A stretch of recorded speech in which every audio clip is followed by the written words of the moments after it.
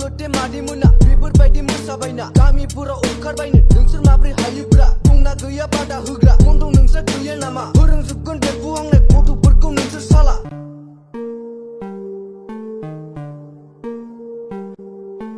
हाबाबलै हाबाब मा सुनि हाबोब्रा जुगफ्रालाय लासैसो सोलायलांमारसिगोन नामा डाटा अन खालामब्लानो मादिमोननि मोसानाय बाग्रां सिग्रां खांखुमानि गां फुवारलायनाय लामा लालां फिथोबा बे बोसोराव हिनजावखौनो ओरै नायब्ला ओरै दान्जार हरै नायब्ला हरै भाइराल गगासोना गुजुनायसो बुंनांगौ जाखो बेखौलाय सानफा एफा बादेरबायनाय माथो बेमार बेफोरलाय नुनायावथ' बैसोफ्रानो सानै साथाम गथ' गोनां खिन्थु आखल आखुफ्रानो दासो 15-16 जाहां आंनिब्लाथ' मादिमोन बैसोआ नोंसिना बिब्दि थिनला गोसोआसो नोंसिना दाबो सिख्ला गोरलैब्रा बुजिदोलाय मादिमोन थालो गोरलै सिख्लाफोर फोसाबनांगौ नोंसोरसो दानि दुस्थु गथ'फोर माबा हनै फाग्लासो मास्टारफ्रानो गावसोरसो लाजिनोबो सोलोंनाय उन सिगां साननाय प्रेक्टिस जानो आसा थानाय मोसाखावरि मादिलाय नोंसोरखौ लाना आङो दोंसे सावथुन लिरनो गोसो प्रेक्टिस महरै मोनगोन नोंसोर साफा साफा